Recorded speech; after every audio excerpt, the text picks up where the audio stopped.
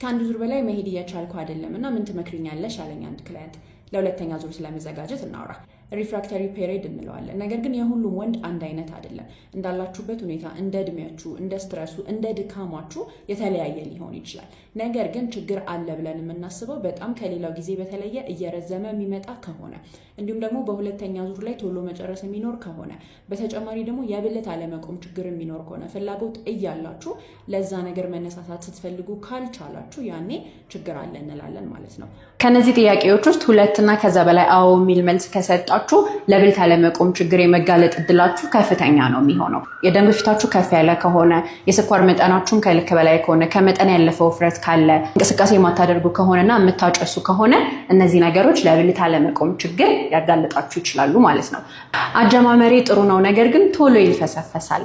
እንዲህ አይነት ነገሮችን ከብልት አለመቆም ችግሮች ውስጥ እንከተዋለን።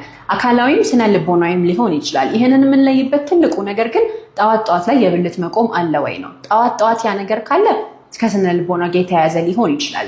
ጠዋትም የብልት አለመቆሙ ካለ ግን አካላዊ የመሆን እድሉ ከፍተኛ ነው። ነገር ግን ቀስ እያለ እየባሰ የሚመጣ ከሆነና ምንም አይነት ከመጨናነቅ ጋር ከመፍራት ጋር የማያያዝ ነገር ከሆነ ስቲል እሱም አካላዊ ሊሆን ስለሚችል መታየት ይኖርበታል።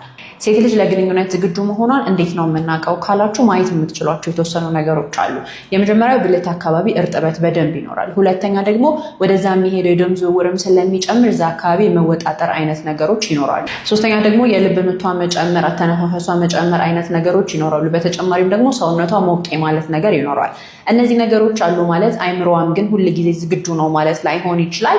የሉም ማለትም ደግሞ ለግንኙነት ዝግጁም አይደለችም ማለትም ላይሆን ይችላል። ነገር ግን እነዚህ አካላዊ የሆኑ የሚታዩ ለውጦች ናቸው ማለት ነው። አንድ እንቅስቃሴ ያለች በቶሎ መጨረስ የምትቸገሩ ሰዎች መስራት የምትችሉት ኪግልስ ኤክሰርሳይዝ እንለዋለን። የሚሰራው ሽንታችሁን እየሸናችሁ ያለ መሀል ላይ ስታቋርጡ የምታደርጓት እንቅስቃሴ ያለች ያችን ነው ጡንቻ ማኮማተር ማለት ነው። ያንን በምታደርጉበት ጊዜ እዛ አካባቢ ያሉ ጡንቻዎች እንዲጠነክሩ ያደርጋል። ይህንን እንቅስቃሴ ከዛ ከ3 እስከ 5 ሰከንድ እየያዛችሁ ከዛ በኋላ መልሳችሁ ለ3 እስከ 5 ሰከንድ እያረፋችሁ መልሳችሁ ከ3 እስከ 5 ሰከንድ እየያዛችሁ ነው የምትሰሩት።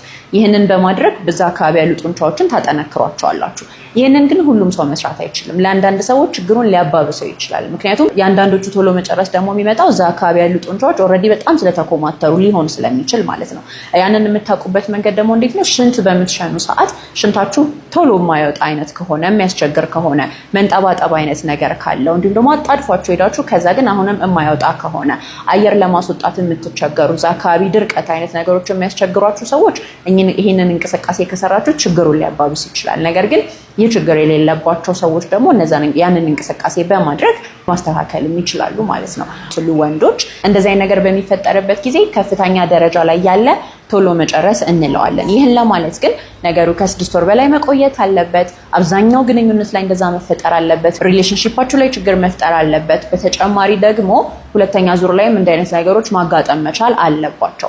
በዛ ጊዜ መታችሁ ሕክምና ማግኘት ትችላላችሁ። የግንኙነት ፊልሞችን ማየትን የምታበዙ ከሆነ ሴጋ መምታትን ትጀምራላችሁ። ሴጋ መምታት ደግሞ በደንብ የምታዘወትሩት ሁል ጊዜ የምታደርጉት በደንብ እንቅ አድርጋችሁ የምታደርጉት አይነት ነገር ከሆነ የስንፈት ቶችን ያስከትልባቸዋል። ከነዚህ መካከል አንደኛው ቶሎ መጨረስ ነው። ቶሎ መጨረስን የሚያመጣባቸው መንገዶች ደግሞ የመጀመሪያው ብዙ ጊዜ እንደዚህ የሚያደርጉ ሰዎች ተደብቀው ስለሆነ የሚያደርጉት ሰው እንዳይመጣብኝ በሚል ስለሚቸኩሉ አይምሯቸውን ኮንዲሽን ያደርጉታል። ስለዚህ ከዛ በኋላ ለሚኖራችሁ ግንኙነትም አይምሯችሁ ቶሎ መጨረስን እንዲለማመድ ታደርጉታላችሁ። እዚህ ድርጊቶችን ራሳችሁን ባታስለምዱ ጥሩ ነው።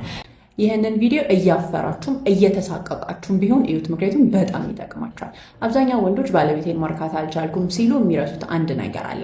18% የሚሆኑት ሴቶች ብቻ ናቸው ፔኔትሬቲቭ ግንኙነት በምንለው ወይም በተለምዶ መልኩ በሚደረገው ግንኙነት የሚረኩት። ስለዚህ እስከ 80% የሚሆኑት በዛ መንገድ አይደሰቱም ማለት ነው። ታዲያ ምንድነው ማድረግ ያለባቸው? ክሊቶራል ስቲሙሌሽን የምንለውን በውጭ በመነካካት እንዲሁም ደግሞ ግንኙነት በምታደርጉበት ጊዜ ፖዚሽኖችን በመቀየር ገባ ወጣ ከማለት ይልቅ ወደፊትና ወደኋላ የሚደረጉ እንቅስቃሴዎች ሮኪንግ የምንለው እነዚህ ክሊቶሪስን ስቲሙሌት የማድረግ ብቃት ስላላቸው ሴቷ ቶሎ እንድትረካ የማድረግ እድል ይኖራቸዋል ማለት ነው።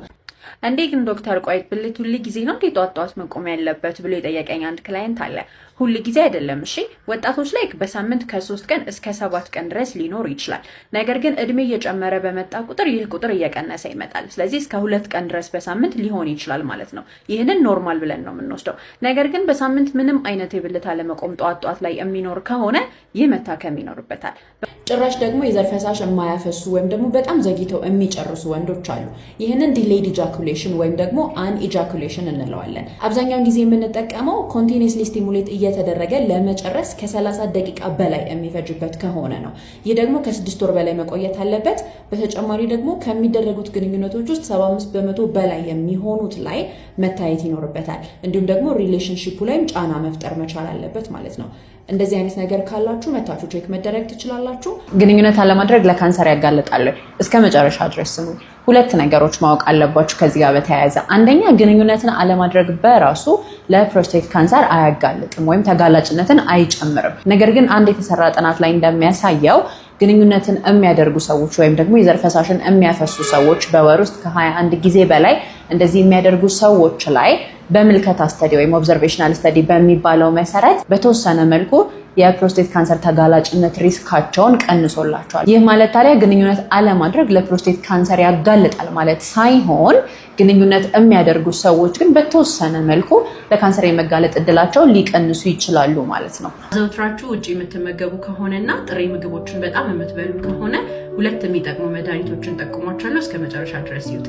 ኢትዮጵያ ወርም ኢንፌክሽን ወይም የትላትል ኢንፌክሽን የምንለው በጣም ከሚከሰቱባቸው ሀገሮች መካከል ናት። ስለዚህ አዘውትራችሁ ውጭ የምትመገቡ ከሆነ ጥሬ ነገሮችን የምታበዙ ከሆነ የምትሰሩበት ቦታ ከአፈር ጋር በጣም ንክኪ ካለው ግብርና ስራ ላይ ከማዕድን ቁፋሮ ጋር እንዲሁም ደግሞ ኮንስትራክሽን ስራ ላይ ያላችሁ ሰዎች ልጆቻችሁ ደግሞ ምግብ አልበላ ያሉ ያስቸገሯችሁና ክብደት አልጨምር ያሏችሁ ሰዎች እነዚህን 2 መድኃኒቶች በአመት ከ2 እስከ 3 ጊዜ ድረስ መውሰድ ለትላትል ኢንፌክሽን እንዳትጋለጡ ይጠቅማቸዋል። መድኃኒቶች ደግሞ አልቤንዳዞል እና ሜቤንዳዞል ይባላሉ። የአንጀት ባክቴሪያ መዛባትን የሚያመጡ ነገሮች ደግሞ ምንድን ናቸው? የመጀመሪያው ጤናማ ያልሆነ አመጋገብ ነው። ሃይ ፕሮሰስድ የሚባሉ ምግቦችን፣ ሪፋይንድ ሹገር እንዲሁም ደግሞ አርቲፊሻል ማጣፈጫ የሚጨመርባቸውን ነገሮች የምናበዛ ከሆነ እና ሲምፕል ሹገርስ ወይም ሲምፕል ካርቦሃይድሬትስ የሚባሉትንም አብዝተን የምንመገብ ከሆነ የአንጀት ውስጥ ባክቴሪያ መዛባትን ሊያስከትልብን ይችላል። ሁለተኛ ደግሞ አንቲባዮቲክስ ወይም መድኃኒቶችን ያለ ሐኪም ትዕዛዝ ዝም ብሎ መውሰድ ነው። ባክቴሪያ በሌለበት እነዚህን መድኃኒቶች በምንወስድ ጊዜ ጠቃሚዎቹን ስለሚገድላቸው መዛባቱን ያስከትላል ማለት ነው። ሶስተኛ ደግሞ ሲጋራ ማጨስና አልኮሆል መጠጣት ነው። አራተኛ በቂ እንቅልፍ አለመተኛትና ጭንቀት ነው። የአንጀት ውስጥ ባክቴሪያ መዛባት ሲኖር ምንድን ናቸው የሚታዩት ምልክቶች? የመጀመሪያው ከጨጓራና ከአንጀት ጋር የተያያዙ ነገሮች ናቸው። የሆድ ቁርጠት፣ ማስቀመጥ ወይም ደግሞ ድርቀት፣ አንዳንዴ ደግሞ ሁለቱም፣ እንዲሁም ደግሞ የሆድ ህመም፣ ማቅለሽለሽ፣ የጨጓራ ማቃጠል የመሳሰሉት። ሁለተኛ ደግሞ ከአንጀት ውጭ ወይም ኤክስትራ ኢንተስታይናል የምንላቸው ደግሞ ማኒፌስቴሽኖች አሉ። ከእነዚህ መካከል ድካም፣ ራስ ምታት፣ እንቅልፍ ማጣትና የሙድ መቀየር ይጠቀሱበታል።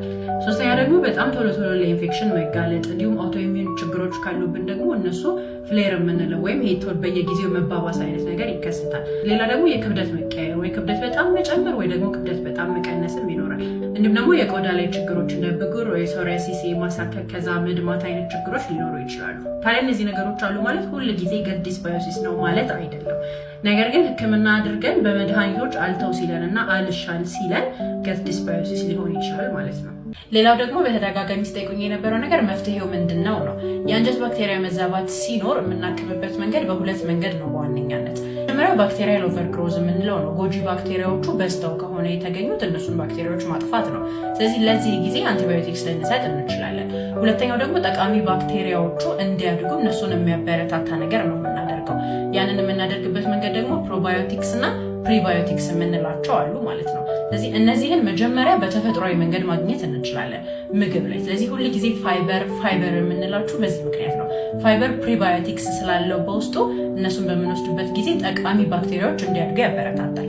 ፕሮባዮቲክስ ደግሞ ባክቴሪያዎቹ ራሳቸው ወደ ሰውነታችን እንዲገቡ ማድረግ ነው። ስለዚህ መጀመሪያ የምናደርገው ነገር አመጋገብን ማስተካከል ነው ማለት ነው። ከዛ ሁለተኛ ደግሞ እነዚህን ነገሮች በምግብ ማግኘት የማንችል ከሆነ ሰፕሊመንቶች ደግሞ አሉ። ፕሮባዮቲክስም ፕሪባዮቲክስ ሰፕሊመንቶችም አሉ ማለት ነው። እነሱን መውሰድም እንችላለን። ሲደረጉ ለሁሉም ሰው አንድ አይነት ህክምና የለውም። ከስተማይዝ ነው የሚደረገው። በማንኛውም ቦታና በማንኛውም ጊዜ መስራት የምትችሉትን ቀላል የሆነ ነገር ግን ደግሞ በጣም ጥቅም ያለውን ኤክሰርሳይዝ ነው የምነግራችሁ። ኪግልስ ኤክሰርሳይዝ እንለዋለን። ከወለዳችሁ በኋላ ይህንን ኤክሰርሳይዝ በደንብ ማድረግ አለባችሁ። ምክንያቱም ደግሞ በወሊድ ጊዜ ፐልቪክ ፍሎር መስልስ የምንላቸው ስለሚጎዱ እነዚህ ጡንቻዎች ደግሞ ማህፀንን፣ የሽንት ከረጢትን እንዲሁም ሌሎች እዛ አካባቢ ያሉ ኦርጋኖቻችንን የሚይዙ ስለሆኑ ላላት ስለሚፈጠር ያንን መልሰን የምናጠነክርበት ኤክሰርሳይዝ ነው ማለት ነው። ይህንን ማድረግ ለምን ይጠቅማል ካላችሁ የመጀመሪያው ከወሊድ በኋላ የሚፈጠርን ኢንኮንቲነንስ የምንለውን ወይም የሽንት ማምለጥ የምትመጣው ነገር አለች አይደለ? እሱን ለማስቀረት እንዲሁም ደግሞ የግንኙነት ህይወታችሁን ለማሻሻል። ምክንያቱም እነዛ ጡንቻዎች በሚላሉበት ጊዜ የተለያዩ የግንኙነት ላይ የሚፈጠሩ ችግሮች ስለሚኖሩ ያንንም ለማስቀረት ይጠቅማችኋል ማለት ነው። እንዴት እንደምትሰሩት በቀጣይ ቪዲዮ ሰራላችኋለሁ። ከዚህ በፊት የነበረው ቪዲዮ ላይ ኪግልስ ኤክሰርሳይዝ ጥቅሞቹን ነግሬያችኋለሁ። አሁን ደግሞ በጣም ባጭሩ እንዴት አድርጋችሁ እንደምትሰሩት ነው የምነግራችሁ። ኤክሰርሳይዙ በጣም ቀላል ነው። ሽንት እየሸናችሁ እያለ መሀል ላይ ስታቋርጡ የምታደርጓት እንቅስቃሴ አለች አይደለ? እሱን ነው የምናደርገው። ስለዚህ መርሳት የሌለባችሁ ነገር የሆዳችሁን መስል አይደለም የምታኮማትሩት፣ መቀመጫ አካባቢ ያሉ ጡንቻዎችንም አይደለም የምታኮማትሩት፣ እንዲሁም ደግሞ ትንፋሻችሁንም ማቆም የለባችሁም። ያንን ስታደርጉ ለ5 ሰከንድ ትይዙትና ከዛ ለ5 ሰከንድ ሪላክስ ታደርጋላችሁ። ለ5 ሰከንድ ትይዙታላችሁ፣ ለ5 ሰከንድ ሪላክስ ታደርጋላችሁ። ይህንን እያደረጋችሁ ከ10 እስከ 15 ጊዜ ትደግሙታላችሁ ማለት ነው። ከዛ በኋላ በቀን ውስጥ 2-3 ጊዜ በማንኛውም ቦታ በማንኛውም ሰዓት ቁጭ ባላችሁበት መስራት የምትችሉት እንቅስቃሴ ነው። ነገር ግን እጅግ በጣም የሚጠቅማችሁ ነው ማለት ነው። የምን ድብርት ነው ተነስተ ስፖርት ስራ እንጂ የሚል ሰው አጋጥሟችሁ ሊሆን ይችላል። ድባቴ ወይም ዲፕሬሽን የምንለው በጣም በብዙ ምክንያቶች ቢሆንም የሚከሰተው እንደዚህ የሚሏችሁም ሰዎች ግን ሙሉ ለሙሉ ተሳስተዋል ማለት አይደለም። ምክንያቱም ደግሞ እንቅስቃሴ በምታደርጉበት ጊዜ ሴሮቶኒን እና ዶፓሚን የተባሉ ሆርሞኖችን በሰውነታችሁ ውስጥ እንዲጨምሩ ታደርጋላችሁ። እነዚህ ሆርሞኖች ደግሞ የደስታ ሆርሞን የሚባሉ ናቸው። ስለዚህ ድብርትን ትከላከላላችሁ። ከዛ በተጨማሪ ደግሞ ብዙ ጥናቶች እንደሚያሳዩት ከሆነ የቴስቶስትሮን መቀነስ በሚኖርበት ጊዜ የድብርት አይነት ምልክቶችን ያሳያል። ስለዚህ ቴስቶስትሮንን በተፈጥሯዊ መልኩ መጨመር ከፈለጋችሁ ደግሞ መጀመሪያ የሚመከረው ነገር ስፖርት መስራት ነው። በተለይም ደግሞ ክብደትን ማንሳት ማለት ነው። የሰውነታችሁን ጤና በምትጠብቁ ጊዜ የአይምሯችሁንም ጤና ትጠብቃላችሁ ማለት ነው። በዚህ ጊዜ በጣም አዋጭ ከሆነና በጣም ብዙ ሰዎች ከሚጠቀሙት ኢንዱስትሪ መካከል የወሲብ ፊልም የሚታይበት ኢንዱስትሪ አንደኛው ነው። ላል ጉግል ሰርች ብታደርጉ ከ70 እስከ 90% የሚሆኑ ወንዶች አይተው እንደሚያውቁ ያምናሉ። እስከ 60% አካባቢ የሚሆኑ ሴቶችም ደግሞ ተመልክተው እንደሚያውቁ ይናገራሉ። የሞራል ጥያቄውን ወደ ጎን እናድርገውና ለጊዜው ሜዲካሊ ምን አይነት ነገር ሊያስከትል እንደሚችል እናውራ። መጀመሪያ እዛ ላይ የምታያቸው ነገሮች ከእውነት የራቁ ነገሮች ስለሆኑ አብዛኞቹ ሪል ላይፍ ፓርትነራችሁ የመነቃቃት እድላችሁ እየቀነሰ ይመጣል። ከዛ ባለፈ ደግሞ ለግለ ወሲብን በጣም ያጋልጣችኋል። ስለዚህ ግለ ወሲብንም በጣም የምታዘወትሩ ከሆነ ደግሞ ስንፈተ ወሲብ የምንላቸውንም የማስከተል እድሉ ከፍ ያለ ነው። እዛ ላይ ደግሞ የምታያቸው ነገሮች ኤክስትሪም ስለሚሆኑ ኖርማል የሆኑ ነገሮችን አለመፈለግ እና በእነሱ መሰላቸትም ይመጣል። ግንኙነት ፍላጎትን የሚጨምርላችሁ ሲመስላችሁ በተቃራኒ የግንኙነት ፍላጎትን እንዳይኖራችሁ ሊያደርግ ይችላል። ጡንቻ ለመገንባት ስቴሮይድ የምትጠቀሙና ለመጠቀም የምታስቡ ሰዎች እነዚህ ነገሮች ሊያስከትል እንደሚችል ማወቅ ይኖርባቸዋል። በሰውነታችሁ በተፈጥሯዊ መንገድ የሚመረተውን ቴስቶስትሮን ስለሚቀንሰው የቴስቶስትሮን መቀነስ ይኖራል። ከዛ ጋር ተያይዞ ደግሞ የዘር ፍሬ አትሮፊ ወይም ማነስ የምንለው ይከተላል። ያንን ተከትሎ ደግሞ ኢንፈርቲሊቲ ወይም መካንነት የምንለውም ሊያስከትል ይችላል። ከዚህ በተጨማሪ ደግሞ የልብ ችግር፣ የፀጉር መሳሳት፣ የፀጉር መነቃቀል እንዲሁም ሌሎችም ከኩላሊት ጋርና ከጉበት ጋር የተያዙ ችግሮችንም ሊያመጣ ይችላል። በጣም ስለሚወድሽ ነው ቶሎ የሚጨርሰው እንደዚህ የሚባልም ደግሞ አባባል አለ። ከረጅም ጊዜ በኋላ ተገናኝታችሁ ግንኙነት በምታደርጉበት ጊዜ እንዲሁም ደግሞ ለመጀመሪያ ጊዜ ግንኙነትን ስታደርጉ እንደዚህ አይነት ነገሮች ሊፈጠሩ ይችላሉ። ነገር ግን በተደጋጋሚ የሚሆን ከሆነና ከ6 ወር በላይ ቆይቶ ሁል ጊዜ ከ1 ደቂቃ በታች ከሆነ የሚጨርሰው ስለሚወድሽ ሳይሆን ሌላ ችግር ከጀርባ ስላለ ነው።